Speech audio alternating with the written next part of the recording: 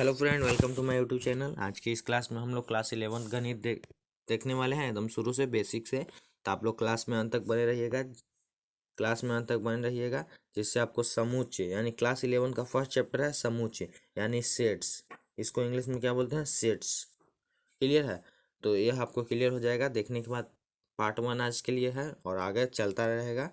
तो सबसे पहले हम गणित पढ़ रहे हैं, इसलिए सबसे पहले हम गणित होता क्या है इसको जान लेते हैं। तो हम पहले दे दिए हैं गणित क्या है। तो गणित का शाब्दिक अर्थ होता है गणना करना। क्या? गणित का शाब्दिक अर्थ होता है गणना करना, अर्थात गणना करना ही गणित कहलाता है। गणित का शाब्दिक अर्थ क्या होता है? गणना करना, यानी 1 2 3 इसके बारे में गणना करना कि यह क्या है। क्लियर है? यानी 2 + 4 है, तो इसके बारे में हम गणना करेंगे कि 2 + 4 होता क्या है। तो गणित का शाब्दिक अर्थ क्या होता है? गणना करना। तो आगे देख लीजिए, आगे बहुत कुछ है। आगे लिखा है गणित अंक अक्षरों और संकेतों का विज्ञान है। गणित एक अंक अक्षरों और संकेतों का विज्ञान है। जैसे में अंक देख लीजिए 1 2 3, अक्षर है A² E² X²। तो ये अक्षर है। और संकेत मतलब देख लीजिए, संकेत मतलब हो जाएगा alpha beta gamma theta phi. Clear है? तो ये सब गणित के संकेत हैं, इसका ही हम अध्ययन करते हैं गणित में। क्लियर है? आगे देखिए, गणित के पिता किसे कहा जाता है? गणित के पिता किन्हें कहा जाता है? तो गणित के पिता आर्किमिडीज को कहा जाता है। किन्हें कहा जाता है? गणित के पिता आर्किमिडीज को कहा जाता है। तो अभी आपको क्लियर होगा।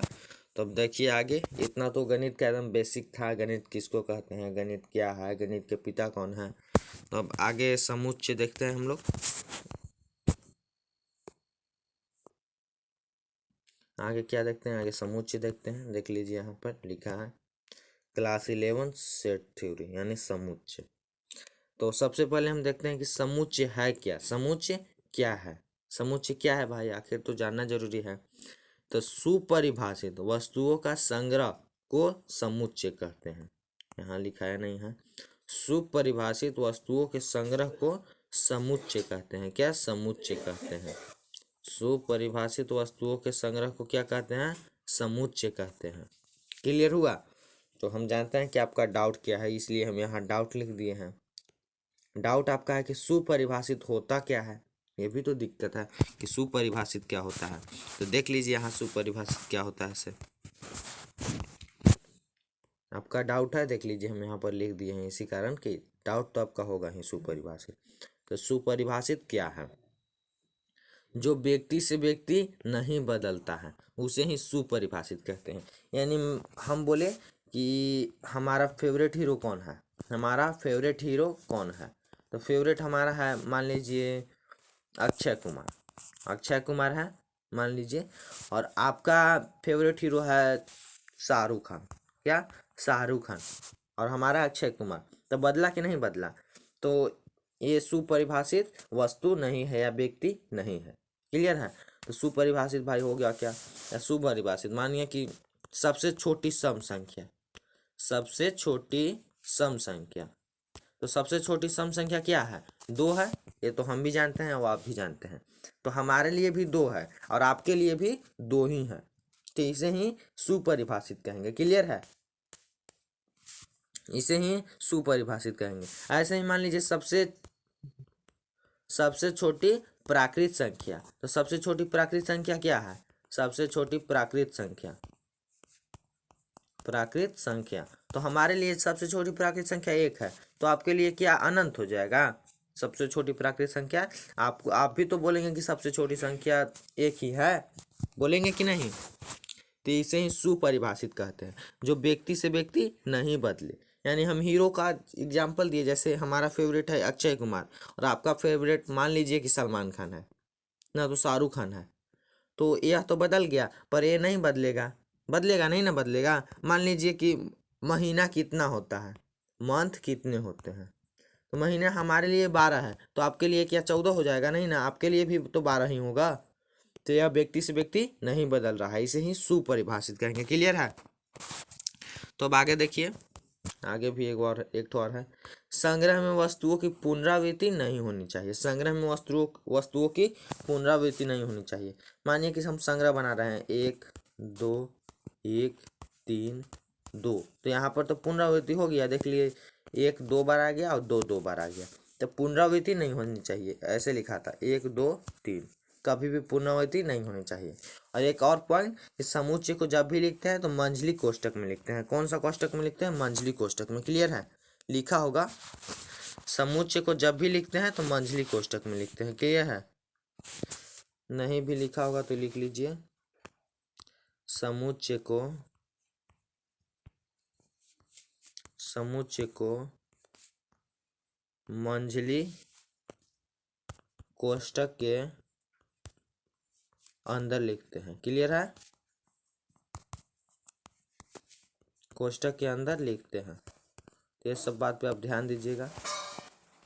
यहाँ पर लिख दिया, आप लोग लिख लीजिएगा, स्क्रीनशॉट ले सकते हैं आप लोग। चलिए तो आगे बढ़ते हैं हम। जैसे में हम यहाँ उदाहरण दे दिए हैं, अच्छे अभिनेता का संग्रह। अच्छे अभिनेता का संग्रह जैसे हम बताएं सलमान खान, शाहरुख खान, यह तो बदल जाएगा।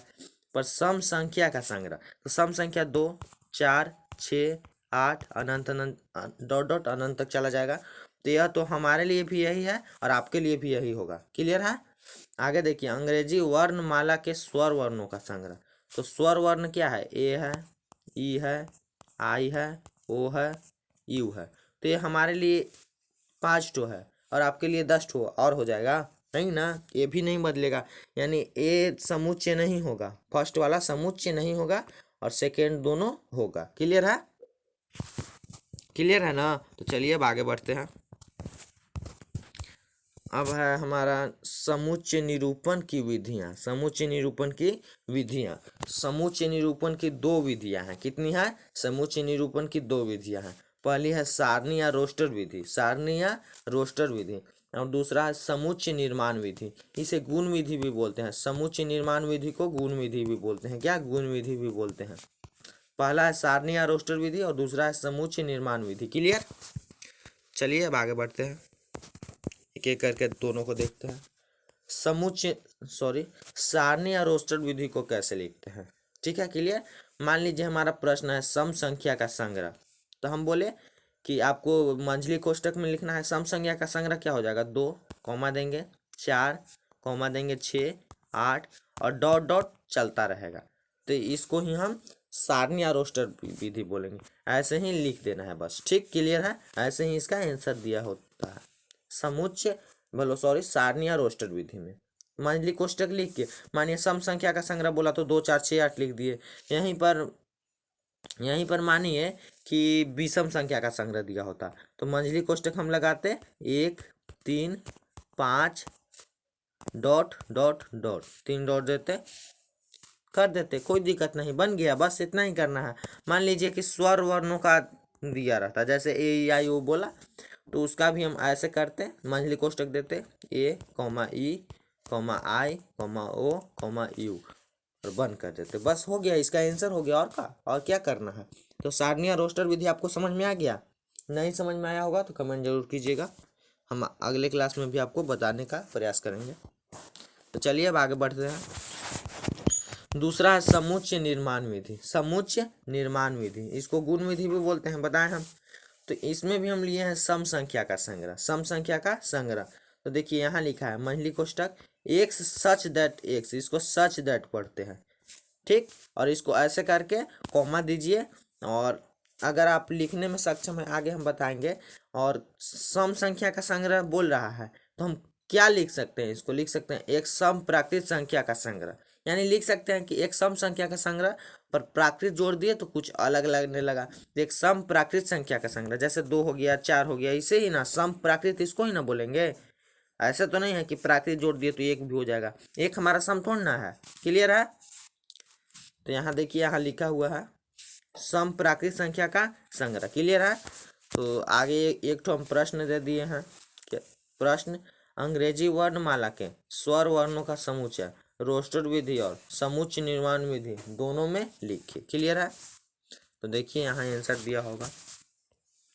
रोस्टर विधि में है AEIOU, यानी हम जैसे बताए थे AEIOU और मंझली कोष्ठक। क्लियर है। और AEIOU को समुच्चय, यहाँ समुच्चय होगा, समुच्चय निर्माण विधि में लिखे तो हम एक्स सच दैट एक्स तो लिखना ही है। और ये पांचों क्या है, तो एक अंग्रेजी वर्णमाला का एक स्वर है, अंग्रेजी वर्णमाला का एक स्वर है। तो ये पांचों में से कोई चुना जाएगा, कोई दिक्कत नहीं है, बस इतना ही आंसर लिख देना है। क्लियर है।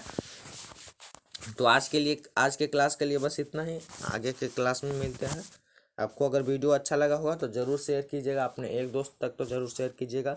और अगर आपको क्लास अच्छा लगा यानी वीडियो अच्छा लगा तो क्लास को लाइक भी कीजिएगा। तो क्लास को यहीं पर बंद करते हैं और जाते जाते आपको एक क्वेश्चन दे देते हैं, पहचानिएगा कि समुच्चय है कि नहीं।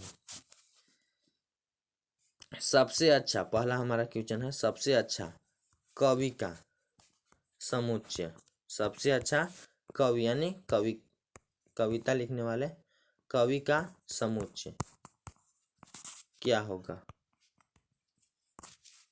क्या होगा। तो यह आप कमेंट कीजिएगा, यह समुच्चय होगा कि नहीं होगा, यह कमेंट हमको कीजिएगा बस। क्लियर है। तो इस वीडियो को यहीं पर रखते हैं और क्लास को बंद करते हैं। धन्यवाद।